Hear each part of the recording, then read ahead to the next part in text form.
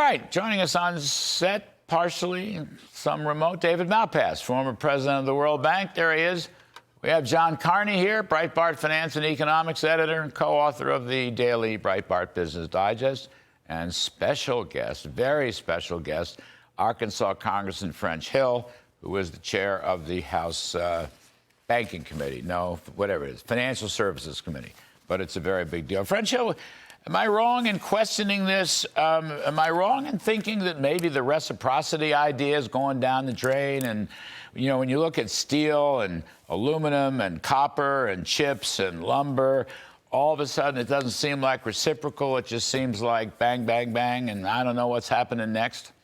Well, I think you're right. I think your outline was really good. I really support trade diplomacy. I think it's very, very important. We saw that back when you and I worked in both the Reagan and the Bush administration. We used trade diplomacy extensively by doing investigations of chip dumping by the Japanese or auto parts from the Japanese.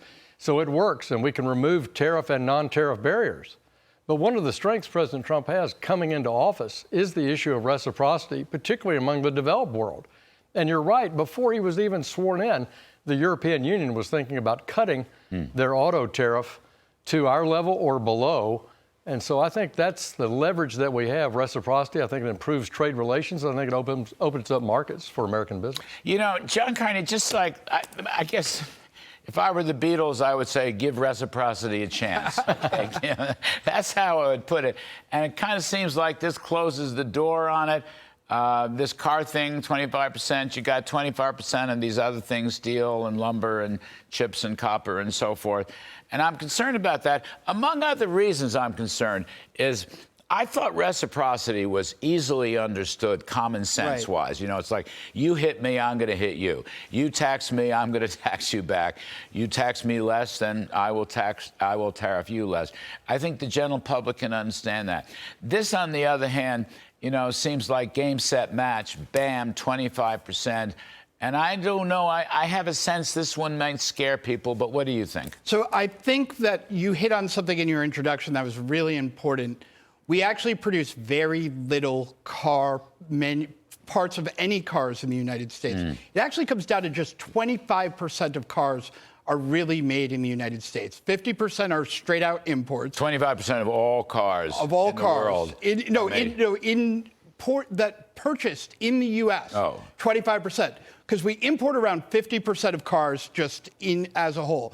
And then 50% of the cars, the numbers you just showed, 50% of the cars that we supposedly make here really come from abroad. This is actually why they're doing this partly under national security, because they are worried that if we really are that dependent on importing all of these cars, what happens if a war breaks out? What happens if we can't rely on those imports anymore? I think that is why Trump has turned around so quickly from reciprocity. And I think that's why it's linked to lumber, why it's linked to copper, why it's linked to steel and aluminum, because these aren't necessarily just trade tariffs. These I would think of as national security tariffs. David Malpass, are you surprised at the 25% car tariff? Is there a risk that it'll break up USMCA? And in general, what you make of it? Hi, Larry. There's a huge risk to MCA, USMCA, the Mexico-Canada deal, but that's okay. The world's got to move forward. There's a giant trade problem. It's a national security problem. So the one thing I'd add, and I think Chairman Hill said it very well, but it's going to take time to get us back into the business of producing the parts that are needed within automobiles, within defense equipment. We need to have training programs in the U.S. education system where kids actually learn to do math and reading, and so that's going to take some time. So the one thing that's surprising me is the suddenness of it, because companies are really good at adjusting, but they need a few days to do it. And same with the diplomacy on a global basis. There's got to be discussion and with countries as the U.S. adjusts the world trading system to one that puts America first. See, French, there's a couple important points here, which you all have mentioned. I liked reciprocity because there was a negotiation to it. And Trump is a master negotiator, so I felt quite confident. But suddenly there's no negotiation. Now, that might change, and he might come back, but at the moment. The other thing is, in terms of changing it, John Carney talks about national security, which is an important element in some of this or all of this. It's going to take a while to change all this, okay? And particularly in the North American, what I thought was the North American free trade zone. Boy, there was blood, sweat, and tears when Mr. Lighthizer negotiated that. I was on his team. He's a brilliant guy. I hate to see it all fall down before we get the full benefits of it. Yeah, I mean, my view is on both points, on the national security point, but also specifically on autos, steel, aluminum, things that are important to the president, important to the manufacturing base of this nation for both autos, but also national security. It takes time to see those results. So they're not politically connected. If you want to change content, American content in that North American USMCA, we ought to use the USMCA to achieve that, which is what President did in his first term with Ambassador Lighthizer with your policy direction. We increased the percentage of American-made content in the definition of North America. So that's point one. We should do that, and he should lead it, and he can, I think, achieve that. Secondly, Mexico and Canada have the ability to limit that non-North American content coming into their own countries, completely compliant, in my view, with WTO and the agreement. They could limit Chinese components, for example, coming into Mexico before they would go into a finished product. Larry, I think actually that we are going to see, we saw at the beginning they're saying we're going to allow the U.S.-Mexico compliant, U.S.-Mexico-Canada agreement compliant stuff to come in at first without tariffs. I think we will see those countries say, look, we will do a better job of policing our own manufacturing to make sure that it really is made in North America, not coming from China, not coming from anywhere else, that it's made in North America. And I think we'll see eventually that stuff will be exempt from the 25% tariff if it really does comply with the USMCA. Okay, I think that was very ambiguous. I read the fact sheet. It just sounded like they were doing some value-added calculations, and I'm not sure what that means. Maybe you're right, John. I hope you're right. I just think it's very interesting. So the number one domestic content maker for cars in this country is Tesla. Okay, and actually they've gone up from 77% 10 years ago to 81%. The number two is, wait for it, Honda. I love that. And they've gone from 50 to 63%. By the way, I was privy to some of the negotiations from the late, great Shinzo Abe and President Trump, who forced that. Now, the American car is going in the wrong direction. Ford has gone from 65 to 54 domestic content. GM has gone from 66 to 54. I think GM stock got hit the hardest on that today, but Ford was probably a close second. The rest of it's a day in the country. Hyundai, Kia, 17%. Nissan, 24%. Toyota 29, VW better. I want to give them credit. VW has gone, hold on, stop the presses. They've gone from 8.2% 10 years ago to 35% domestic content here in the U.S. So we'll give VW at least 2 cheers, if not quite 3 cheers. I think it's a scandal that we spent so much money and broke the law, frankly, to bail out the auto companies not that long ago. Right. And they have they're going the wrong way. They've come towards us and said, you know what, we're going to decrease the U.S. content. That's an abuse of the social contract that they had with the American people when we rescued them from destruction not even 10 years ago. I guess 10 years ago. David Malpass, by the by, the stock market did not crash today. So that's something. I mean, I don't know that this is an earth-shattering, earth-ending event. A couple stocks got shaken up, as I said. Last time I looked, GM was the worst of it, and Tesla was the best of it. But it wasn't the usual, what do they call it, tariff tantrum on Wall Street. What do you think about that, David?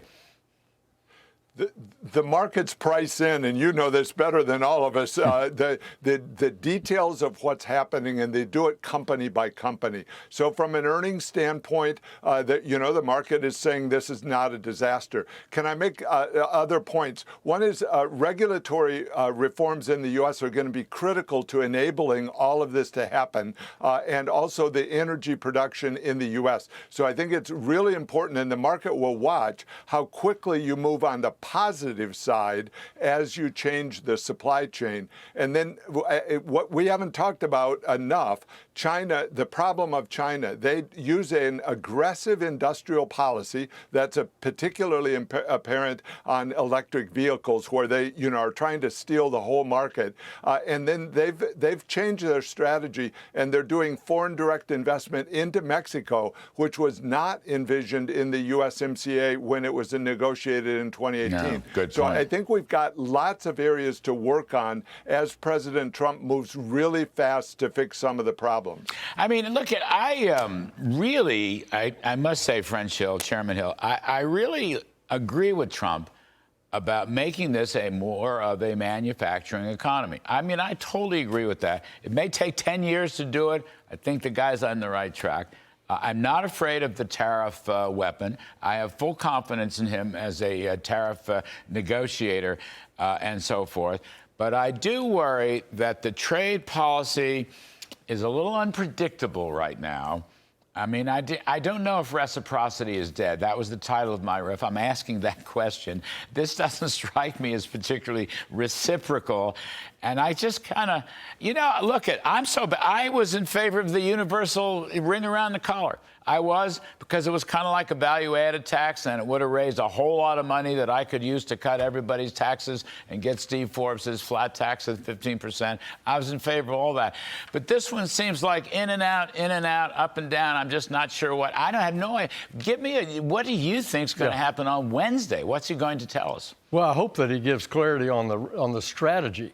Because all the points that we've made tonight, the trade policy is right. You can use it for a sanction threat. You can use it to open up new markets. You can use it to compel behavior like in India to have a much more reciprocity-oriented trade policy with the United States. You can use it as a way to compel more domestic manufacturing. But all three, and they're complementary, but they're not the same weapon. Right. They have to be used selectively. And like in steel and aluminum, pick within steel and aluminum what you think is the most competitive place and where we should shore up production and target that rather than an across-the-board basis. And I think we'll begin to see that clarity. But to your point about uncertainty, I'm not concerned about that in the markets, but I am concerned about it in planning to complement our deregulatory work, our tax work that we have ahead of us, because that'll produce the growth economy of the next few years. So that's just my last hook. He always reads my mind. This is like a 30-year long playing record. You look at the tax cuts, both 1.0 and 2.0, I'm going to call it $5 trillion worth. It could be more than that. You look at the deregulation, I'm going to call it up to $2 trillion to roll back Biden. So let's say there's $7 trillion of supply-side incentives to cut taxes and deregulate. That vastly is larger than the tariff story, which people seem to continue to obsess about.